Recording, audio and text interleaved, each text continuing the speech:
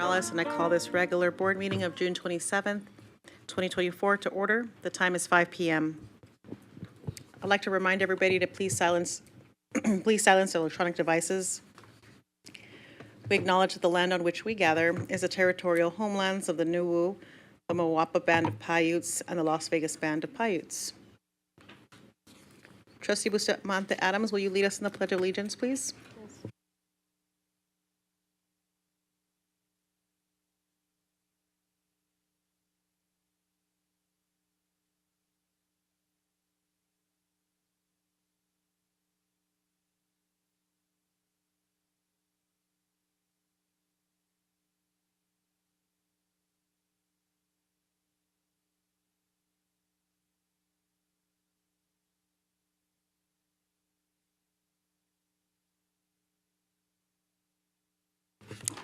All right. I'm looking for Trustee Cavazos to make a motion to approve the agenda. Trustee Cavazos?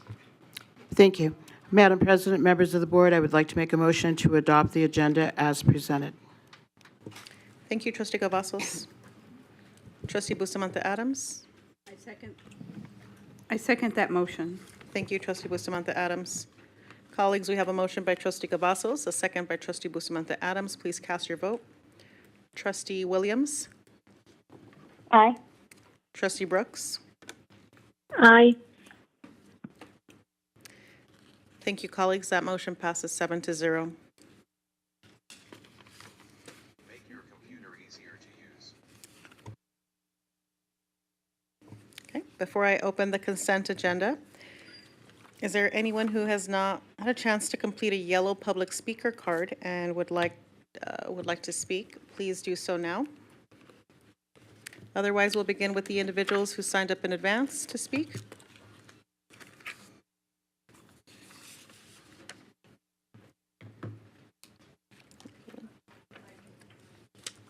It appears we do not have anyone who signed up in advance, but we do have two individuals, Vicky Kreidel, followed by Anna Binder. Consent?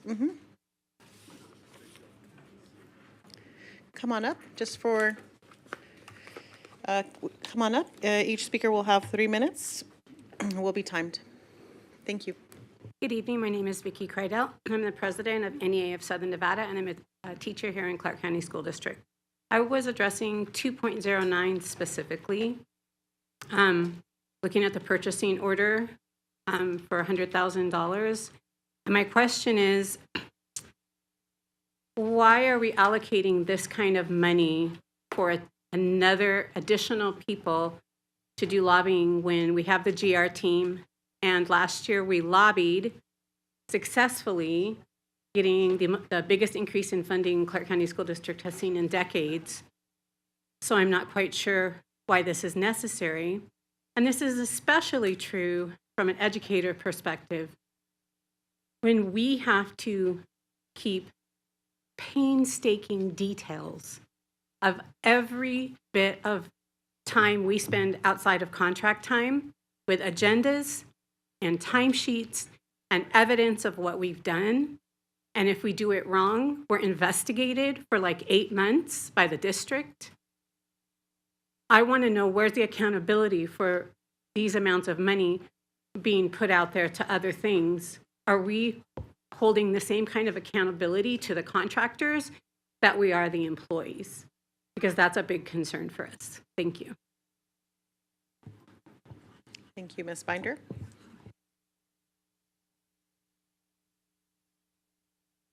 Thank you. Anna Binder for the record. Madam President, members of the board, Superintendent Larsa Mitchell. Okay, so I'm also here on 2.09 because for somebody who has absolutely nothing to do, I spent more time listening to our legislative sessions last year and participating in what this board chose to make priorities for our legislative session. I agree we had, the historic allocations to educational funding for our raises, but I don't think we brought forth a better laughing stock of people that came forward to our legislative sessions last year than we did from Clark County School District.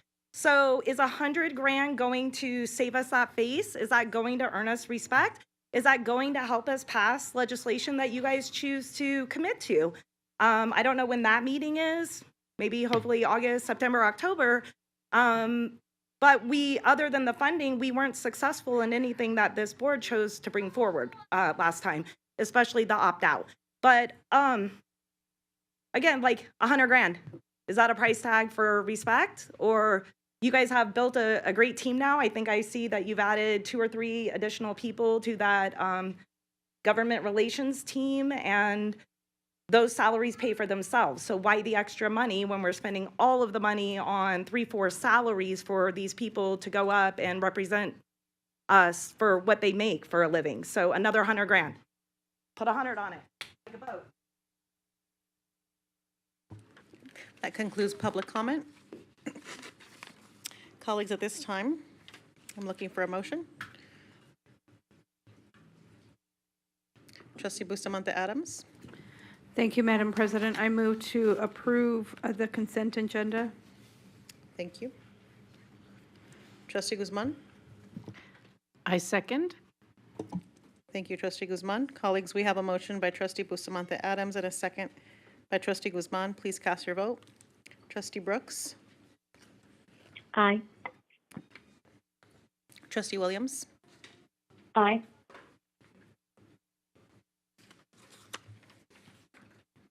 Okay, colleagues, that motion passes 5-2.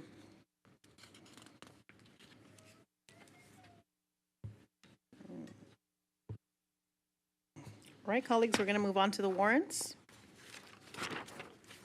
Trustee Guzman. Thank you, President Garcia Morales. The ratified warrants is listed in the Bills Payable Transmittal and Board Memorandum Number 20-23-24 in the total amount of $152,379,695.23. Thank you, Trustee Guzman. Okay. All right, colleagues, we are going to move on to item 3.01. This is an action item. Excuse me, this is not an action item. This is the public hearing recommendation to close Earl B. Lundy Elementary School. I'm going to ask, believe, okay. This is a time and place published to conduct a public hearing on the recommendation to close Earl B. Lundy Elementary School. This is not an action item, so we will not be taking public comment on this. Excuse me. Allow me, excuse me, Ms. Binder? Thank you. Please allow me one moment to recalibrate. Thank you.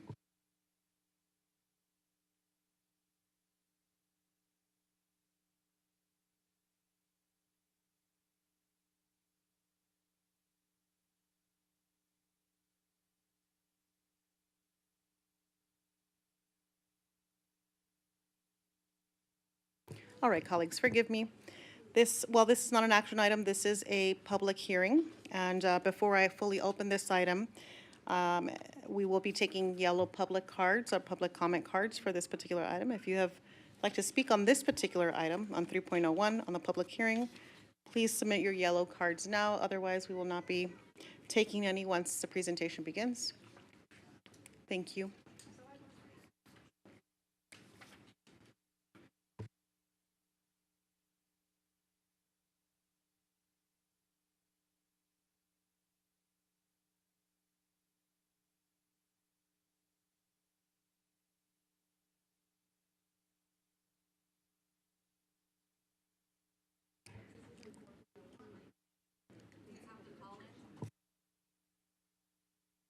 We do have the call-in list.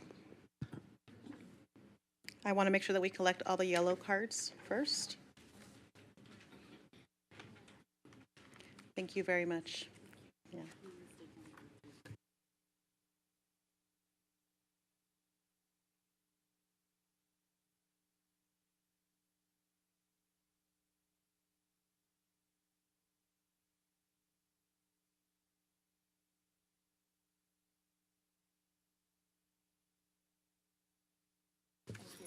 Okay. All right, well, we also collect our yellow cards. We received all of them. Thank you for that. Council, I'd like to touch base with you actually about the public speaker list.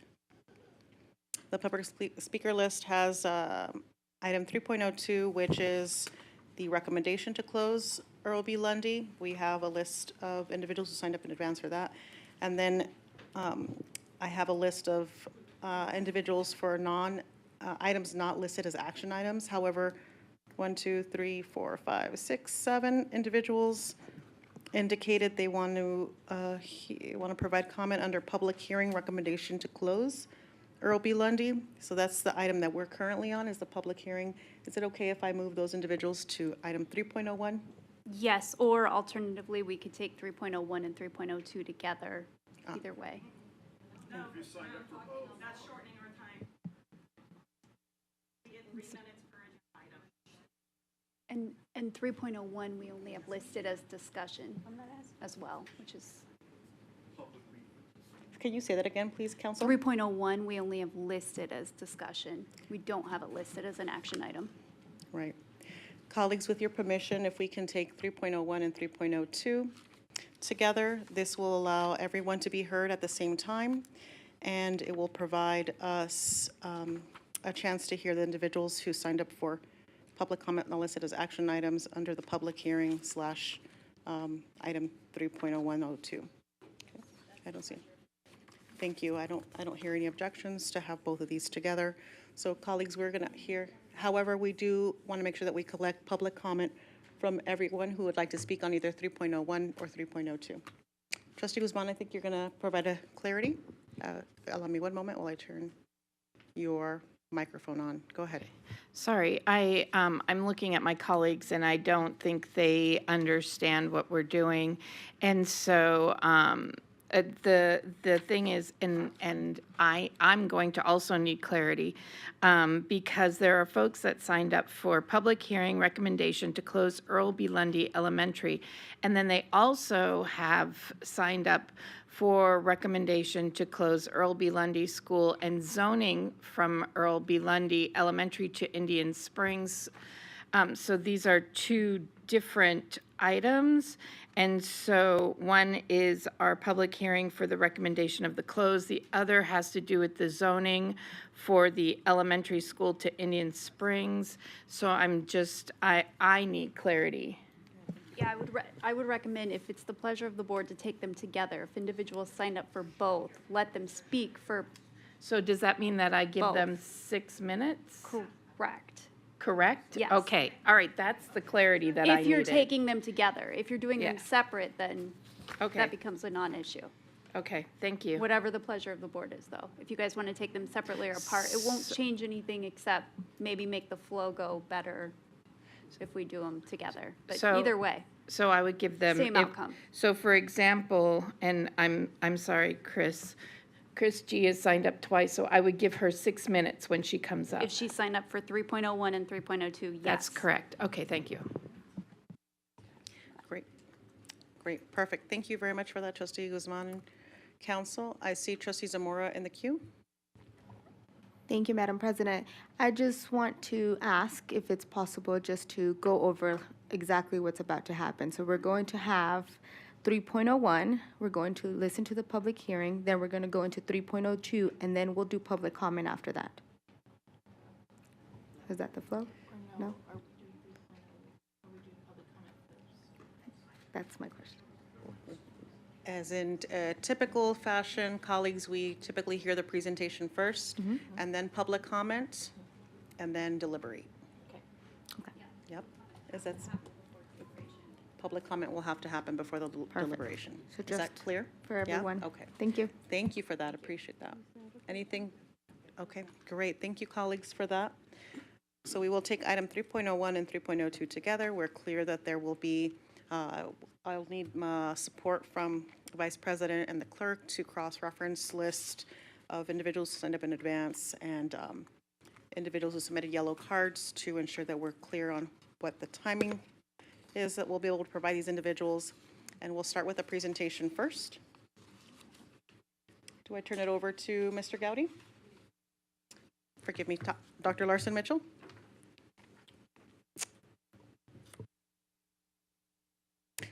Forgive me, Dr. Larson Mitchell. I want to make sure that I'm abundantly clear and follow the script here that has been provided me. This is the time and place published to conduct a public hearing on the recommendation to close Earl B. Lundy Elementary School. And again, for a point of clarity, we are taking item 3.01, which is the item I just provided, and item 3.02, recommendation to close Lundy Elementary School and zoning for Earl B. Lundy Elementary School to Indian Springs Elementary School together. All right, we're going to hear the presentation first and then hear public comment, and then we'll turn it over for deliberation. Dr. Larson Mitchell. Madam President, members of the board, for the record, Interim Superintendent Brenda Larson Mitchell. Please know that we understand that this is a very challenging situation, and it is not a recommendation that we take lightly. So please know that we understand that this is a very challenging situation.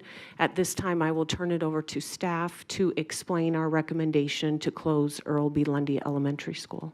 Thank you. Thank you. Mr. Cowdy? Thank you. Madam President, members of the board, Interim Superintendent Larson Mitchell, Jason Gowdy for the record.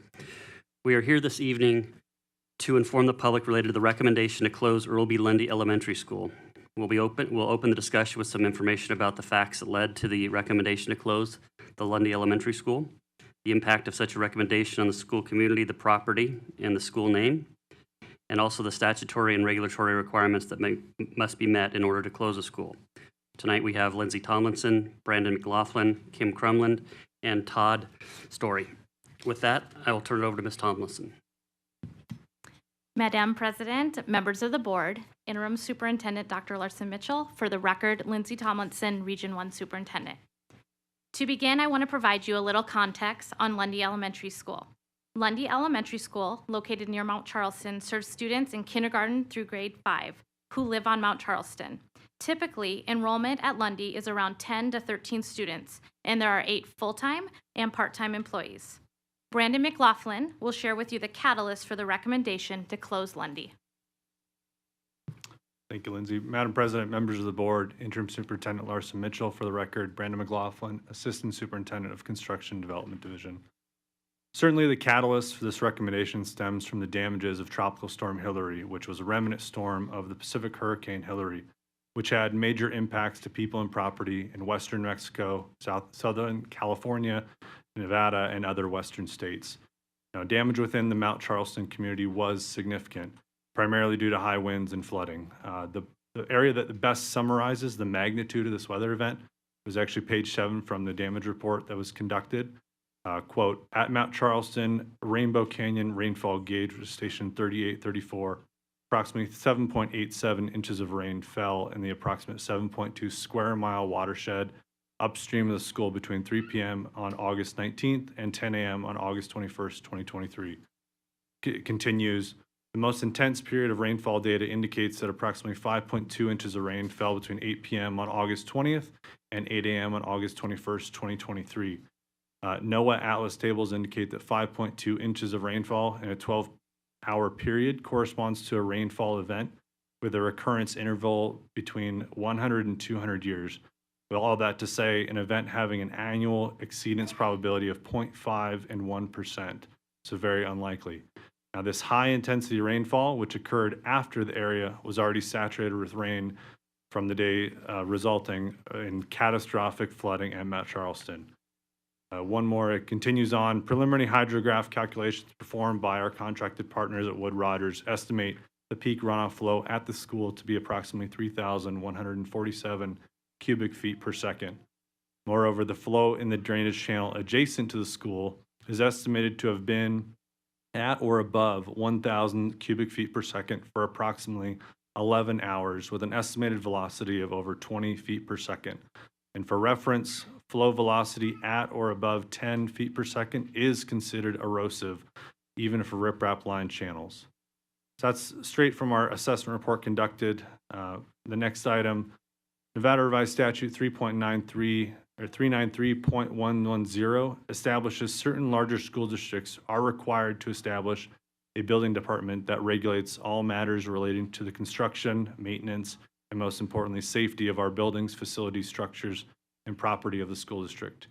The Clark County School District Building Department has deemed the building unsafe after the damages it sustained.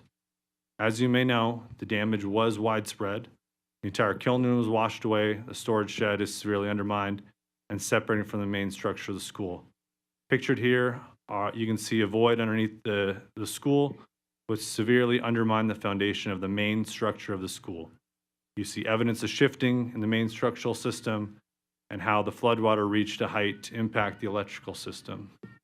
Now, these photos were taken immediately following the storm. The district has taken temporary measures to prevent further damage with controlled low-strength, i.e. cementitious material, along with minimal water and power service that were restored to be able to winterize the structure from continuing to deteriorate. And we took these measures to be able to continue to assess and make informed decisions or recommendations for this site's next step. And we engaged a number of third-party professionally licensed design and engineering experts to conduct an assessment of the damage.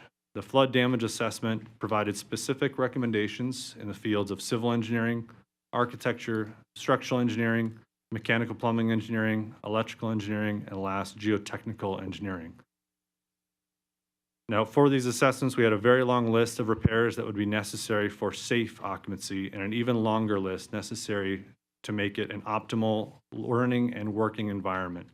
Now, significant examples of these you can see here, broken into three predominant categories. So first being the grounds, we would need to relocate and connect the propane tanks, replace the kiln room, replace the exterior parking lot, stabilize and lift some of the concrete slabs, replace the septic system and leach field, and repair and realign the existing drainage channel.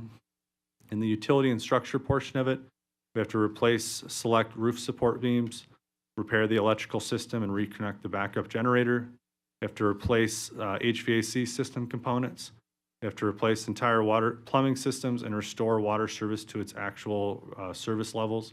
And on the interior of the building, there was water remediation and repairs needed due to the water damage throughout the building, and repair some of the repair of the wall separations you saw in the prior slide.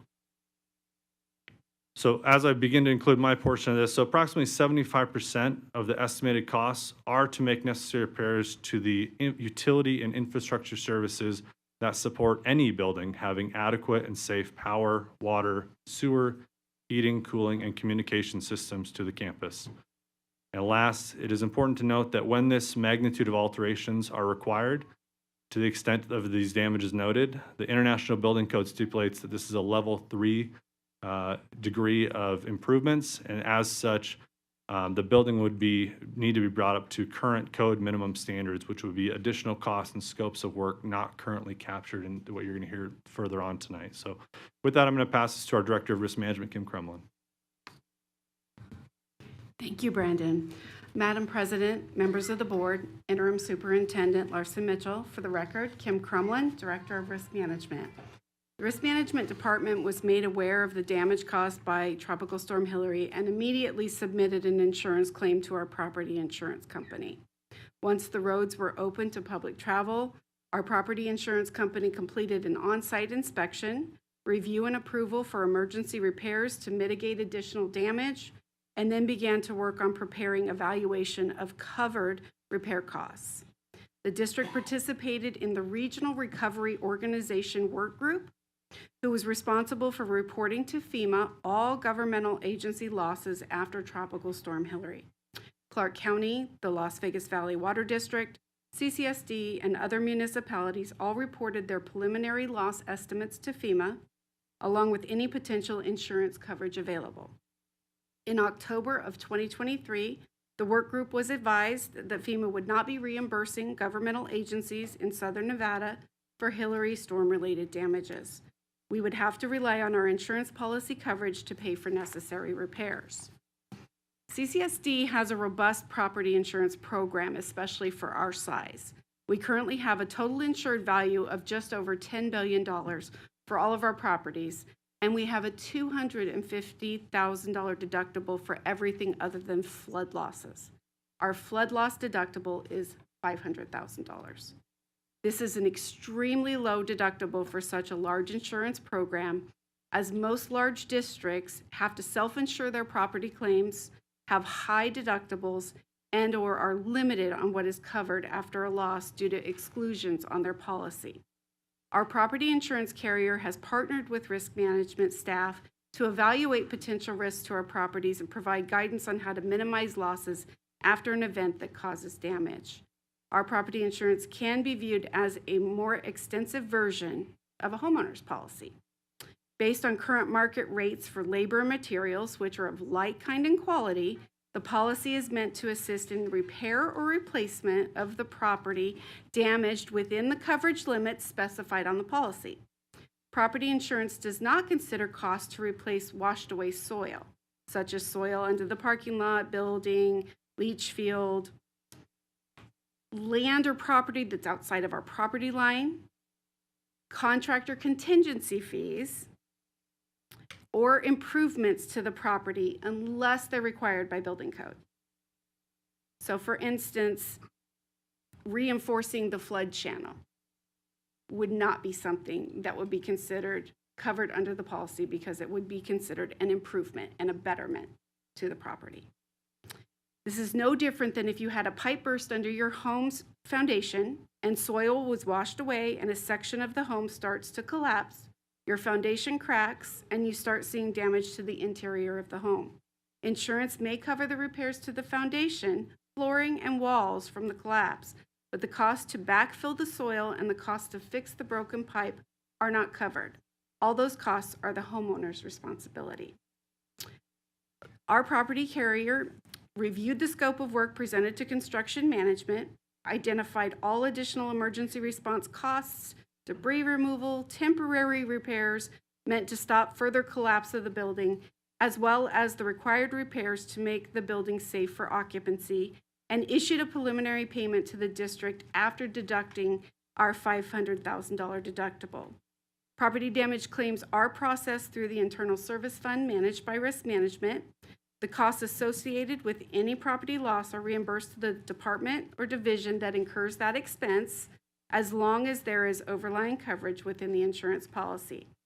Any further costs associated with work performed on the Lundy Elementary School campus would be submitted to the Risk Management Department for reimbursement until will not be submitted to anybody other than Risk Management until that initial insurance proceed is exhausted.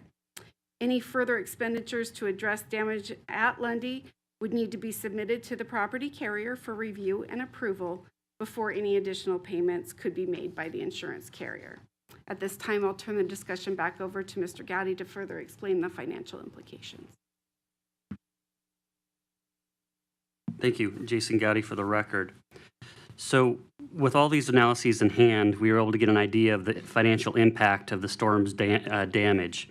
As Ms. Crumlin explained, we do have a $1.5 million insurance claim at this time, initial claim, a deductible of approximately $500,000, and then emergency response reimbursement for costs that we've incurred to essentially prevent further damage to the building of $250,000. That leaves us a remaining amount of $750,000. Through a number of the analyses that were done, we have a range of estimated costs to repair the building between $5.5 and $6.5 million. Additionally, through the insurance review that was performed that Ms. Crumlin mentioned, they have identified of that $5.5 to $6.5 million, a minimum of $3.4 million that are costs that would be excluded from the policy coverage. As Ms. Crumlin did mention, this was an initial claim. If we were to move forward with incurring the repair costs of between $5.5 and $6.5 million, there is the potential that we would potentially seek additional claims from the insurance company that could lessen that amount. However, the other component to that is there could be additional costs that we would incur that we cannot yet see. I liken this to if you get in a car accident and you take your car to the shop to get fixed, you may get a $2,000 estimate that says they can get the car done in the next 10 days. Typically what happens once they get into the car, they identify other damage. And then you get another call about 5 days into it and say, by the way, now it's going to be $4,000 and it's going to be 3 months before your car is done. We don't know the full extent of this damage. And so we believe there's probably incremental costs on top of this that could additionally not be covered by insurance. The last piece is that we did look at replacement cost, and given current levels of construction costs and then building in the time frame of a few years out to be able to complete the project, we believe that a replacement cost is closer to $8 million. With that, I'm going to turn it back to Ms. Thomason. Thank you, Jason. Madam President, members of the board, Interim Superintendent Dr. Larson Mitchell, for the record, Lindsay Tomlinson, Region 1 Superintendent. We recognize that although the population is small, the impact of a school closure to families and the community is significant. Our goal is to mitigate the impact on our students and our families. We have been working to ensure that the students' families of children who are not yet old enough to be students, staff, and administration have a plan for a smooth transition. Throughout the past few weeks, the Region 1 team has been in close communication with families, and I've personally spoken to a few individual families myself to troubleshoot the challenges. In regards to attendance, at this time, all students will be zoned for Indian Springs, as it is the elementary, middle school, and high school articulation feeder. If families opt to not send their children to Indian Springs, other options are provided for families through the change of school assignment process. As we have heard that some families wanted support to bring their students into Las Vegas rather than to Indian Springs, we will support this if this is best for the family and help the families with this process. Transportation will continue to be provided to all students that attend Indian Springs Middle School and High School, and will now include any students attending Indian Springs Elementary. For families who have applied for and been granted a change of school assignment, a COSA, as a result of a hardship, an opportunity to receive payments in lieu of transportation due to extraordinary circumstances will be provided in alignment with Regulation 3535. And finally, we understand the impact on the potential of closing a school and the school culture that has been established at Lundy Elementary. All students will be provided the same access to high-quality instructional materials, highly qualified teachers, and resources that have always been provided. Any school community events will continue at Indian Springs under the leadership of the principal, and artifacts of the building will be provided. As we transition, we are interested in the input of the meaningful artifacts and traditions at Lundy, so we can ensure we support those. At this time, I will hand it over to Mr. Todd Story to share that input. Thank you. Madam President, trustees, Interim Superintendent Brenda Larson Mitchell, Todd Story, Chief Communications Officer for the district. The devastating storm that occurred in August 2023 forced the closure of Lundy Elementary School to keep students and staff safe. From the closure notification sent on August 21st, 2023 to May 10th, 2024, the recommendation closure letter, we communicated 8 times with our Lundy families via ParentLink, our parent communication platform, informing them about the status of the school, potential transportation options, and then ultimately the transfer to Indian Springs. The staff recommended closure to the former superintendent in January of 2024. Lundy student families were notified of the recommendation on May 10th, and we have actively sought feedback from community members since then via phone calls, emails, public testimony follow-up, and in-person communication. On June 7th, we held a public meeting and invited Lundy student families to hear the reasons for the recommendation to close and provide us with their feedback. At that meeting, we asked 2 questions related to the closure recommendation. 1, what additional actions can we take to transition meaningful traditions and artifacts from Lundy to Indian Springs? 2, what alternative uses for the property might benefit the Mount Charleston community in the long term? Meetings have been held with county commissioners to explain the reasons for the recommendation and discuss potential future uses for the property. This communication is ongoing to keep them informed and involved in this process. We remain open to possibilities for future use of the property by other municipalities and welcome those conversations. Thank you. I'll now turn it back over to Ms. Tomlinson. Oh, it's me, isn't it? Oops. Sorry, it's me. Jason Gowdy for the record. So I want to walk through the statutory and regulatory requirements for school closure. The first is to perform a study to explore expanded or specialized education programs, district attending zone changes, and other strategies to permit ongoing programs, which were all completed. Additionally, there's a requirement to provide 30 days written notice to the principal, teachers, and parents, which was completed, as Mr. Story noted. And then additionally, newspaper publication is required to be made 10 days prior to the recommendation meeting, which was also completed. And then if there are any written requests received from the public appealing the decision or asking for reconsideration of if in fact the board does approve the closure, then a reconsideration hearing must be held within 30 days of such requests.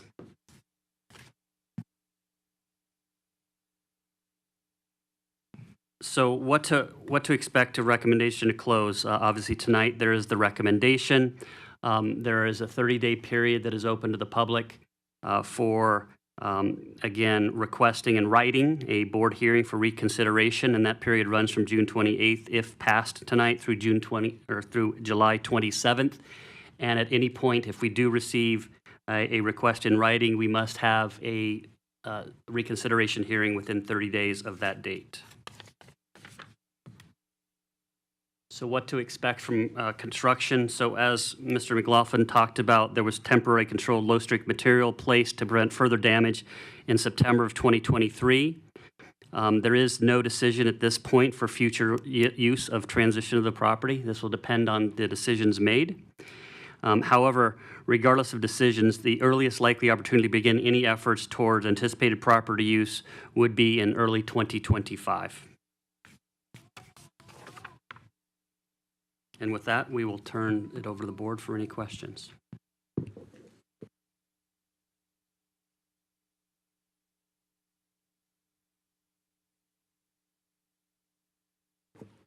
Thank you. Thank you, everyone, for your presentation tonight. I want to be clear that this, also the presentation we just were given was item 3.01 and 3.02. Do we have a separate presentation for 3.02? Right, it's the same. Got it. Thank you very much for that. Okay, colleagues, we're going to move on to public comment at this time. We'll begin with individuals who signed up in advance and then move into yellow cards. Okay.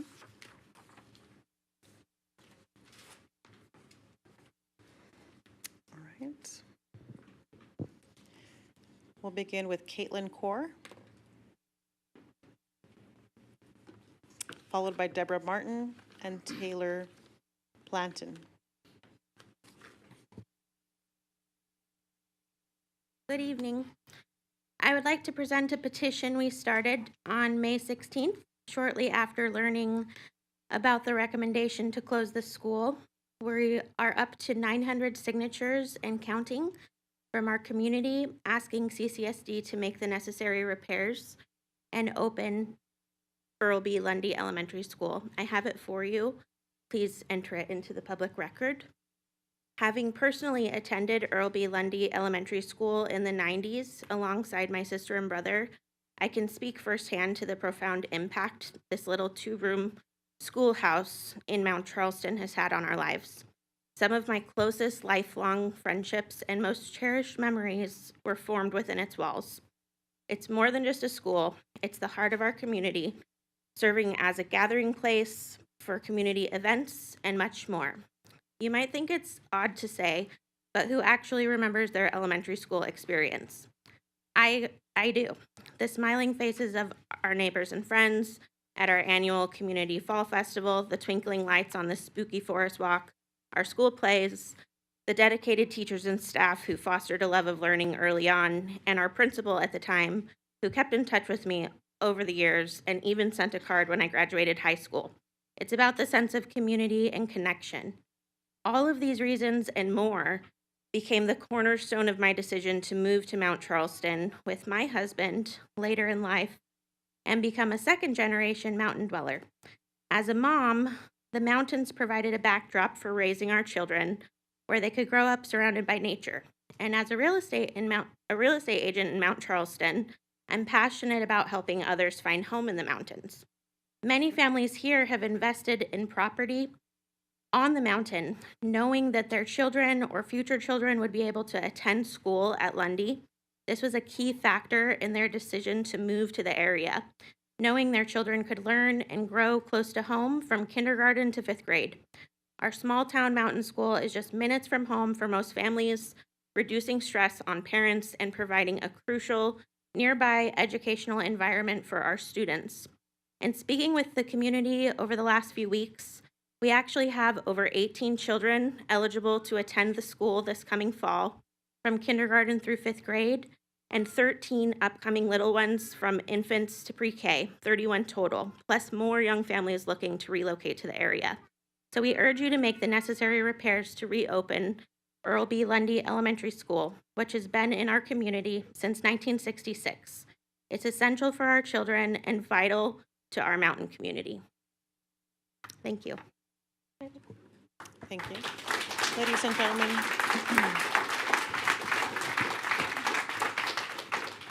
please hold your applause. Actually, there is no applause allowed in per public decorum. Thank you. Is Deborah present? Taylor, Deborah? Oh, you're Deborah? Yeah, come on up. Thank you. After Deborah, we'll have Taylor Platten and then Adam Berry. And please be prepared to come on up as soon as the clock hits 3. Good evening. My name is Deborah Martin. I've lived on the mountain for 30 years with my husband. I raised my kids there. My husband and I, the last 16 years, have been members of the volunteer fire department that leases the back half of Lundy. My husband is in his 13th year as being chief of the volunteer fire. And there's 10 to 20 of us who no longer have a place to work out because Lundy has asked us to leave. And then we have professional staff now that we're a fire district. We have 10 to 15 professional paramedics and firefighters that no longer have a place to work out at Lundy. And if we look at the Forest Service, they have 2 to 4 families that live on the mountain full time. But during the summer, they man 3 fire trucks to service Mount Charleston, and that's 24 more people who no longer have a place to work out. And then we go to our Metro Police, and we have 6 that rotate through, and they can always be found on their weekend, their time before and after shifts and at lunch working out at Lundy. And then we have every now and then our NHP, which come up and work out at Lundy. So that's about 60 people who no longer have a place to work out, and they're all first responders who respond to the community in moments of crisis. I raised my kids on the mountain. They loved there, and at the time, there was a Parks and Rec through Lundy.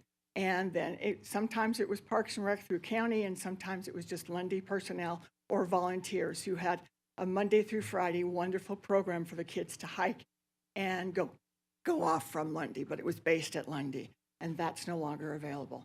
During the winter months, the gymnasium was open to residents, and we had volleyball, basketball, ping pong, and we had our librarian for a while, was really into pickleball when it first came out, and she trained at Lundy, and she became a county, and then a state, and then national person in pickleball. I know nothing about the sport, but she was really good at it.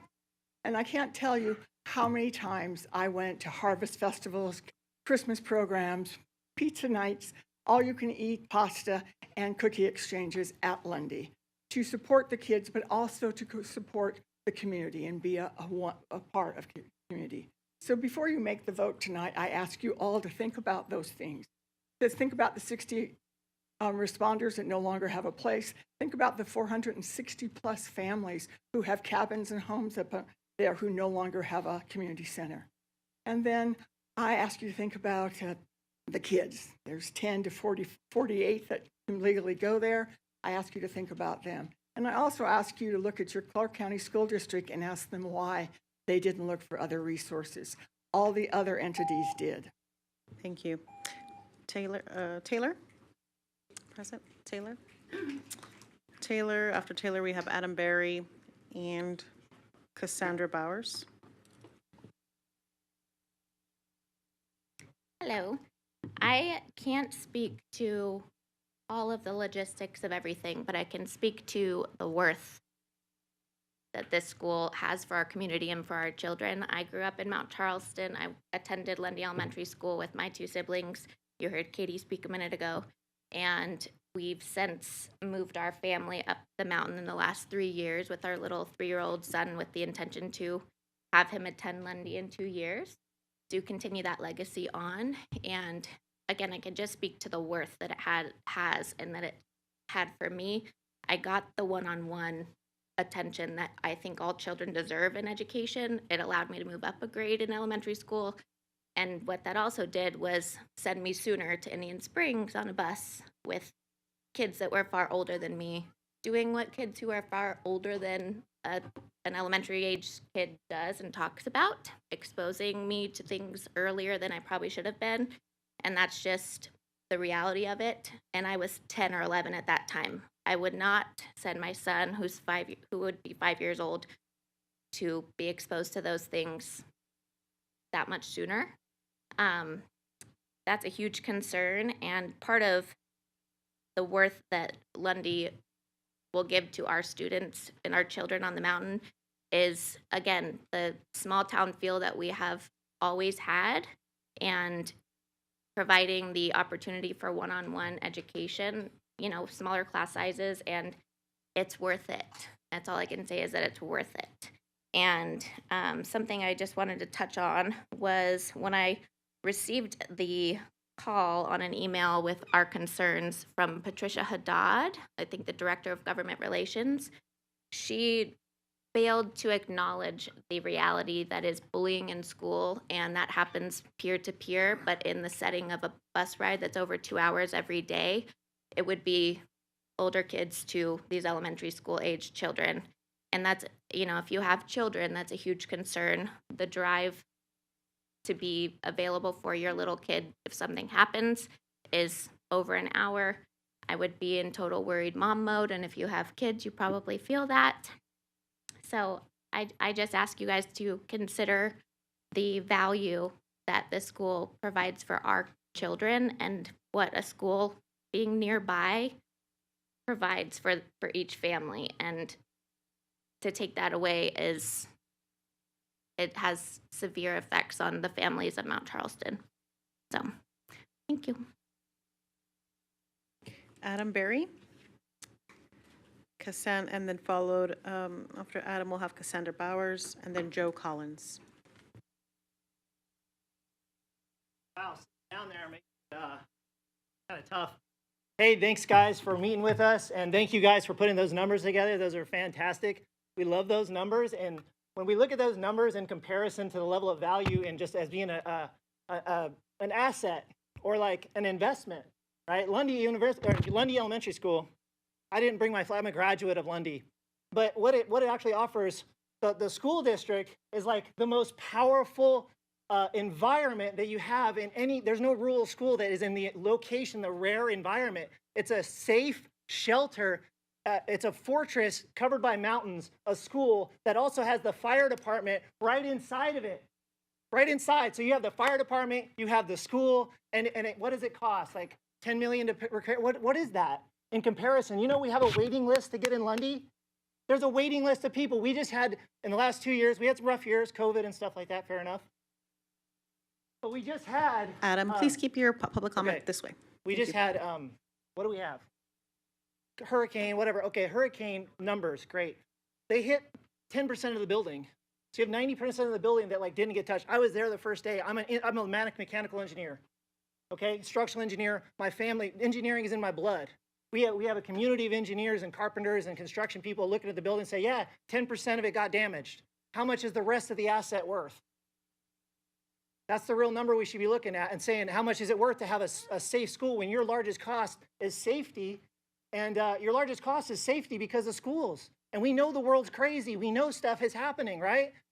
So why wouldn't we want a safer school? Why wouldn't we keep that on our rosters? We want more schools anyway. We need more classes anyway. Even if we took the $10 million and we put it in another school, it would just be another school, but it wouldn't be in a world-class, rare environment. It wouldn't have that. When the kids walk out, they hear the sound and the music of the birds. And they see the third highest peaks in the state of Nevada from up above, and they feel special, okay? And I feel like that's something we need in the world. We need more of Lundy in the world. And the idea of taking it away is it's very respectable because they had to put, there's jobs that put the numbers together saying how much it costs, and now we're saying how much is it worth to us. Fair enough? We're saying it's just as an asset on paper, it's worth way more than whatever it costs to fix. But to these people who are going to have to put their kids on a bus and ship them out into the desert for 10 hours a day, where their kid will never see the light of day in Mount Charleston, they miss out on the whole rural community experience. Like just getting out of school, the bell, your mom shows up, the moms get together, the community, the world, everything that I believe a school district stands for. And when I went to school there, I felt that. And I went on to be in the Iraq War on September 11th. I graduated Lundy. I went to Indian Springs. By the way, Indian Springs is really cool at the 6th grade, but the 1st grade, raging hormonal teenagers with your babies and your pride and joy on the bus. Thank you for your service, Adam. Thank you so much. Cassandra? Cassandra? Joe Collins, followed by Chris Giunkiliani.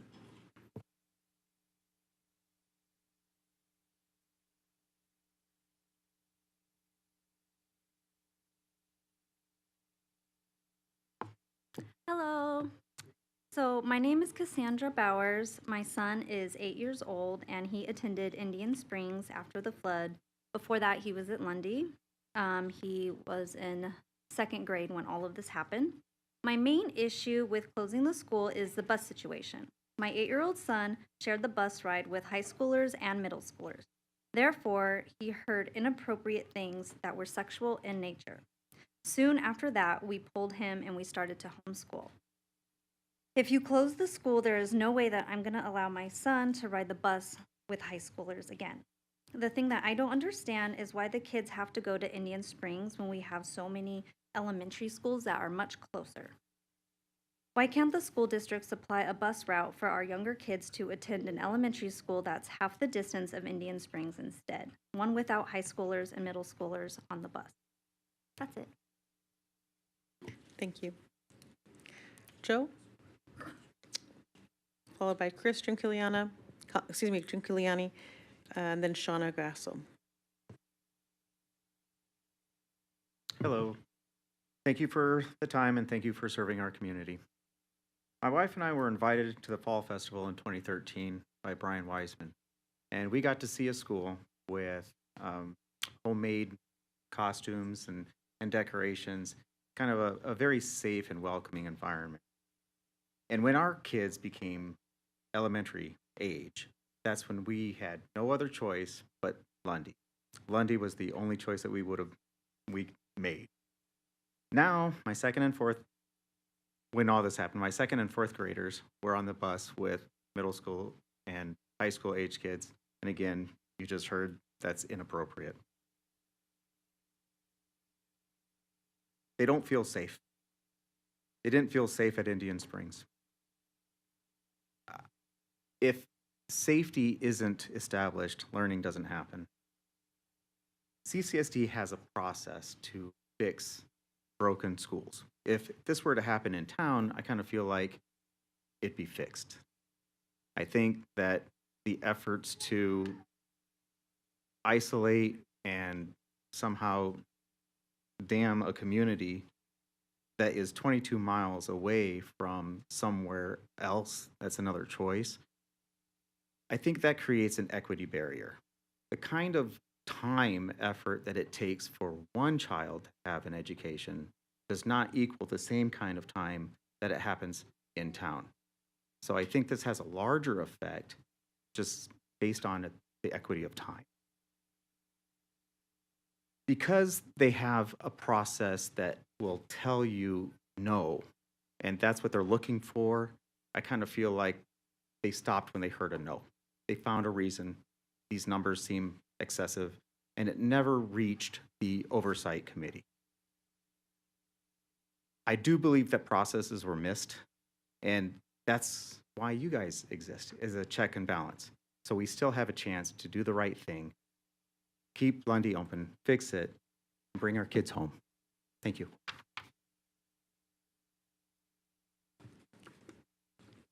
Chris has 6 minutes. Thank you. Oh, you want us to do both? Allow me just. Yes. Yes. Can I grab something real?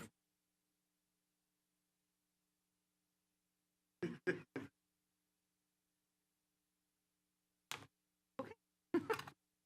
Chris Giunkiliani. Everything I need to know. I learned in kindergarten. Like share everything, play fair, say you're sorry. I think some in this administration need to go back to kindergarten. They didn't share nor play fair.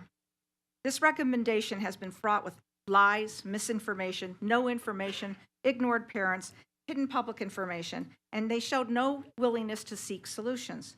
The interim superintendent had an opportunity to show the board and the public that she was changing the toxic culture which lies in CCSD. She could have met with parents on the mountain, could have been transparent. She had an opportunity to seek solutions, not mandates. But that didn't happen. This was an opportunity for a win-win. In my classroom, I had very few rules. One was, can't is a swear word. The administration seems to be swearing a lot these days in regard to Lundy. You can't have the 3 studies required in 7113. You can't have the September assessment report. You can't have the insurance damage report, which I did receive this morning in the FOIA. You can't open the school for bond members and trustees to see. You can't bother to meet with parents and kids where they live. The press was told 10 million, 6 million, 3.5 million, 1.5 million. We hear kind of 1.5 million today. But CCSD was reimbursed for that 1.5 million on January and didn't bother to deposit that money from the insurance company into the county treasurer's fund, which they're required to do by law. Now, part of it is you could have used this year to do an actual count of the children there. Katie referred to it. We have 5 pre-K future, 8 pre-K currently, 1 kindergartner, 3 first grade, 2 second grade, 8 third grade, 1 fourth grade, and 3 fifth grade. 31. So don't tell me anymore it's about closing the school because of enrollment. And you didn't bother to ask for those numbers. So here's some long-term and short-term solutions. Change the school to pre-K 6 or pre-K 8. Explore down the road looking at a K-12. You're doing that in town for a couple of schools. Lease the parking lot at the visitor center with the Forest Services and place portables there. Or lease the Baptist Church. Last September, I asked the pastor to call CCSD. He did. 2 women went up. They toured it, and he never heard another word again, but they were interested in helping out. They have classrooms and a kitchen on site. In fact, the insurance says that it was to be completed, the work that was to be completed within 6 months. Lundy was also due in 23 to be modernized or replaced. You stopped that and did not move forward. You zeroed the kids out being projected. You deleted the school in your budgets.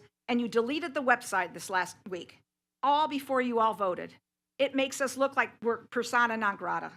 Be honest, you have the enrollment and you have the funding to repair it. Just do it. You can ask, you can even apply. I talked to the governor. He's got his pre-K rural school program going on. We could qualify for that grant. You got money from the SRS, the Save Rural Schools. You don't have to balance the budget on the backs of these kids. It's so disappointing that you force us to do public records requests rather than just providing public information. The scope of cleanup, like, for example, of the septic system, which was supposedly done according to your insurance company. Please vote against this recommendation.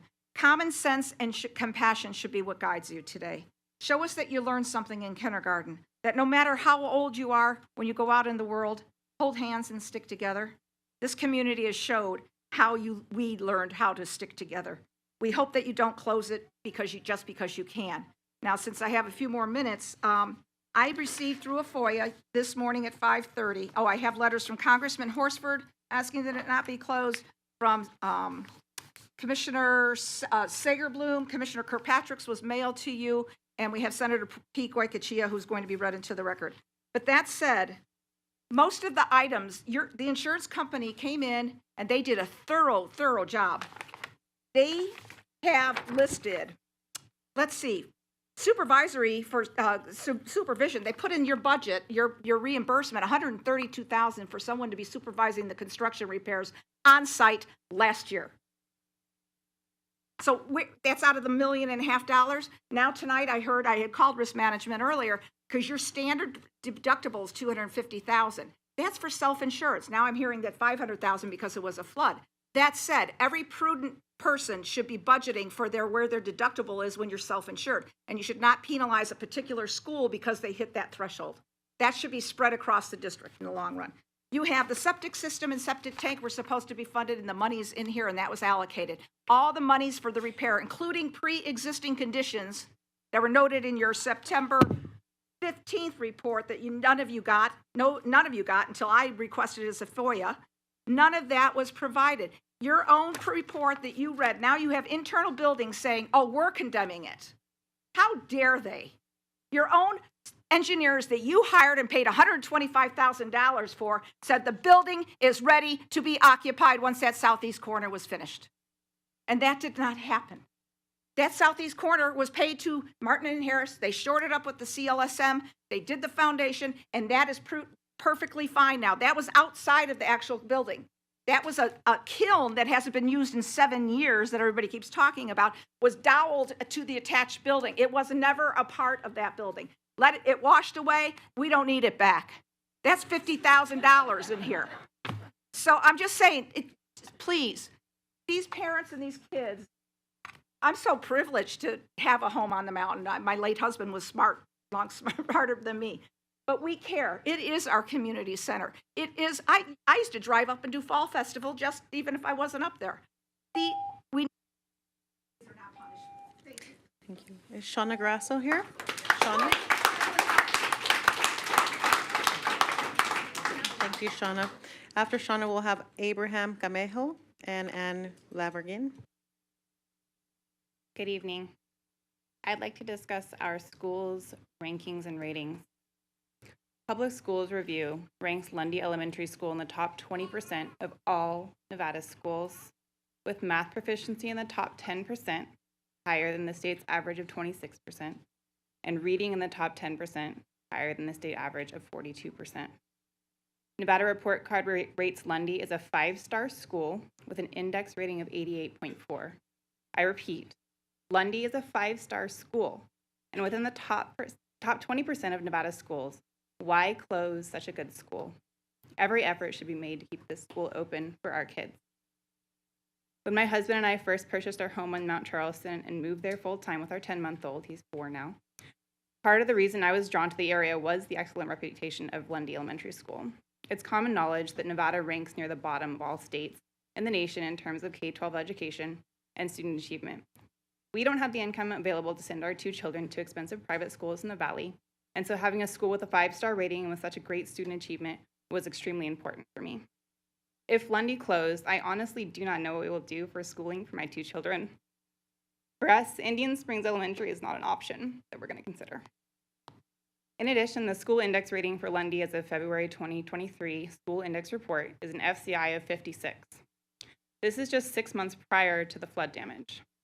As you know, the District Facility Services Unit conducts annual facility assessments and incorporates the data into a facilities conditions database, which is used to screen all facilities over 40 years old annually. Those schools in need of extensive repair or renovation have a higher rating. 60 would be replacement. Lundy, by that very score of 56, should have already been scheduled for repairs. We know this because many of the cracks that were shown in the damage report were declared pre-existing in this report. Additionally, was the Bond Oversight Committee included in any assessment or recommendations before the school was proposed to close? We know that they were not. And in fact, they hadn't even seen a copy of the damage report dated on September 15th, 2023 until a week ago. Please postpone any decision on Lundy until a full assessment, including repair costs, can be made. Because of the lack of transparency with our community and even with the district's own Bond Oversight Committee, we feel it imperative that a site visit be scheduled immediately that includes the Bond Oversight Committee, at least 2 of our town advisory board members to represent our community, and 2 trustees in a site visit for a real assessment so that we can all see for ourselves what's really needed for Lundy to open. Thank you.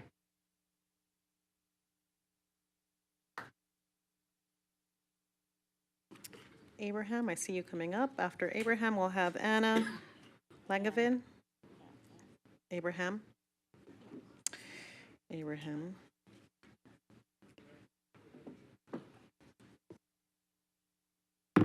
Good afternoon, everybody. Superintendent. For the record, my name is Abraham Camejo, last name Camejo.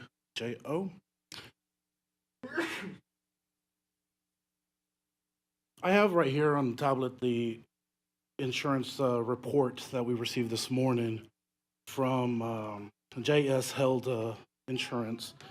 And this is what it reads. Excess funds have been provided to fix this school.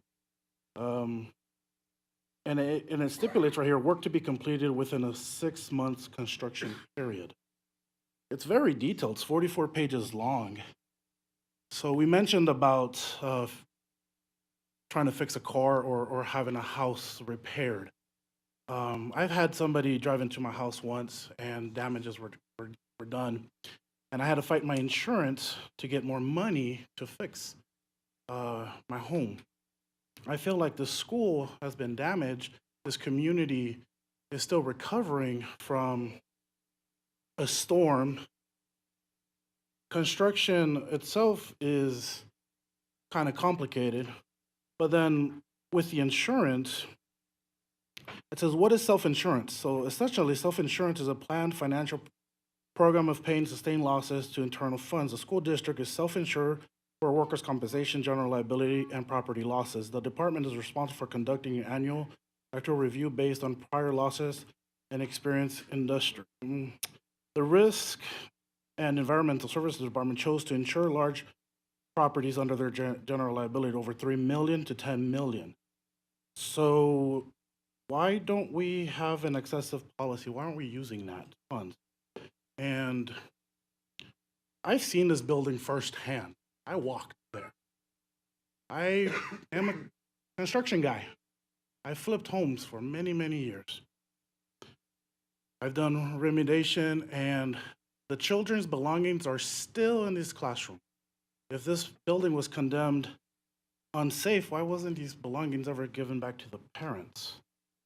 I hate to say this, but if we're looking for a new superintendent that wants to shut down a 5-star school and send these kids to a 1-star school an hour and a half away, and she is refusing to come to Mount Charleston and talk to the community, because I was the only one at Indian Springs, there was 25 staff members there, is the school district going to be run under her leadership, and to avoid talking to the community's members like myself and listening to these concerns? My question is this the right superintendent that we're looking for? Thank you.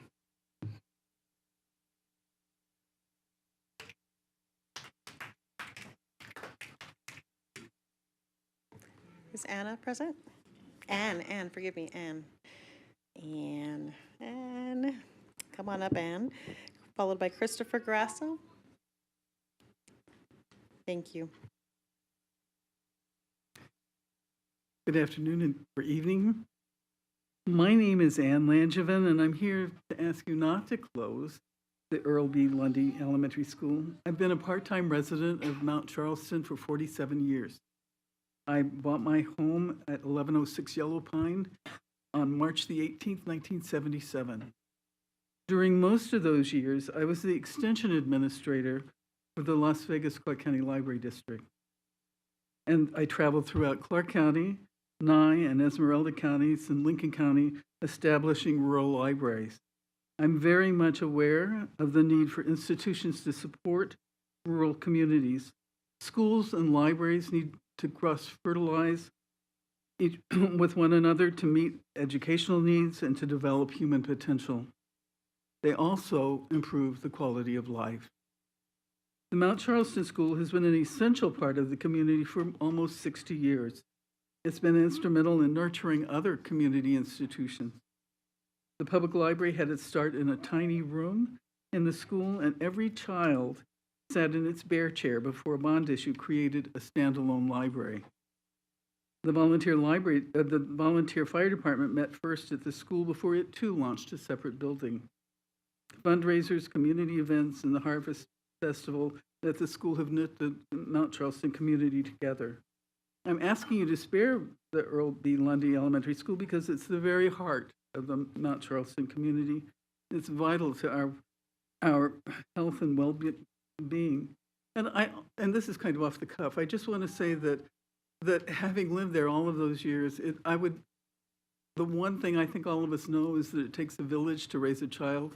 Well, in that particular village, I cannot think of a single child who ever got into trouble after they graduated from or went on from the Mount Charleston School. So I would like you to think about that too. It really, truly, the school district should be proud, as the parents should be proud of what happened at that school with those children. Thank you. Christopher, followed by Ed Courtney. Hey, thanks for the chance to speak. I'm a father of 2 children. We live full-time on the mountain. They're sitting there, 2 beautiful children. So I just want to say that first. As I speak before you guys, and I appreciate the opportunity, I see you sit behind 2 seals that probably all skip our minds most of the time. But on those seals, I really don't see the concrete jungle of Las Vegas or the Strip. It seems like the heart of Nevada is really the rural heart of Nevada, and that's the way that this great seal was impressioned, and the Clark County seal as well. I know that we all know there's a song here that students around the county often sing, Home Means Nevada. It says things like, for example, whenever the sun at the close of the day colors all the western sky, oh, my heart returns to the desert gray and the mountains towering high. Goes on to say, home means Nevada, home means the hills, home means the sage and the pine.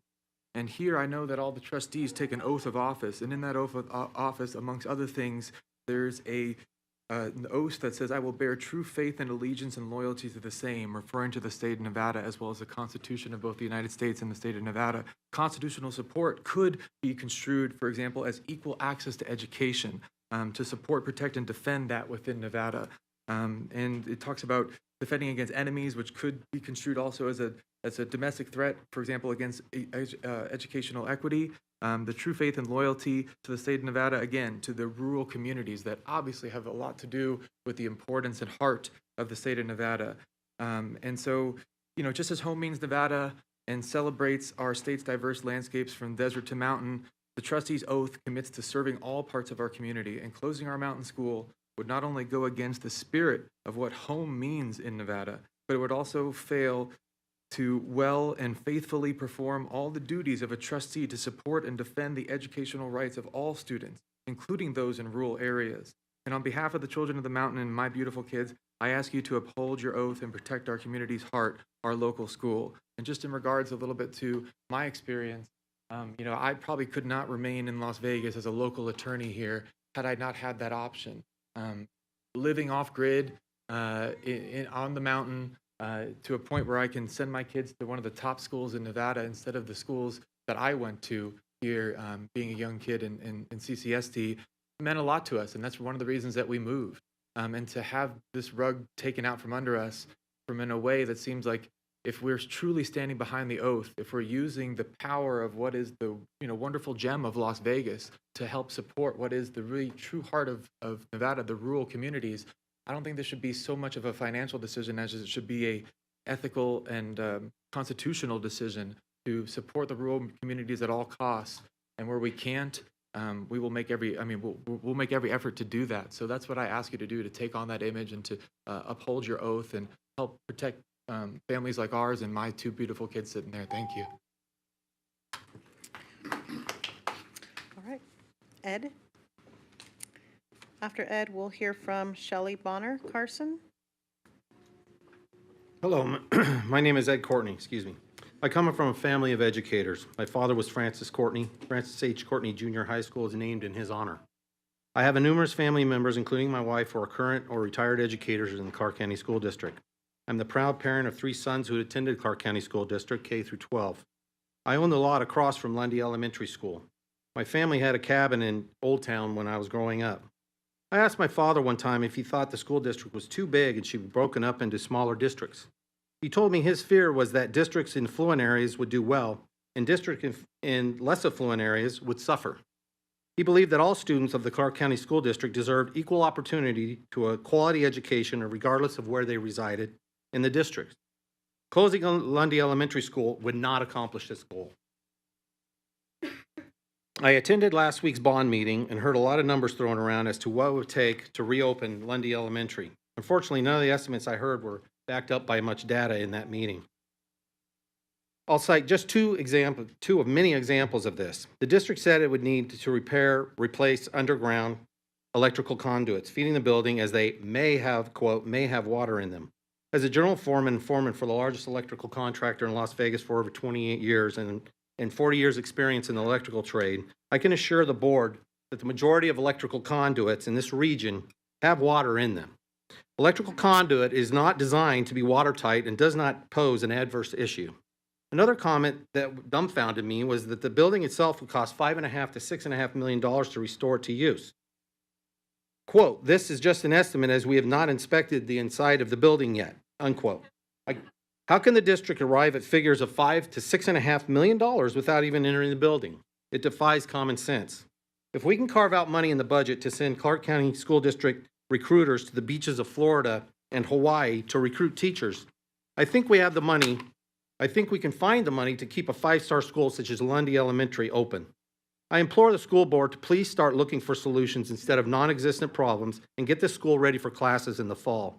The cost of doing this in relation to the size and scope of the Clark County School District would be a drop in the bucket. The rewards to the students of Lundy Elementary would be immeasurable. Give these students the opportunity that all other students in the Clark County School District have, which my children had, which is to attend a school in their neighborhood.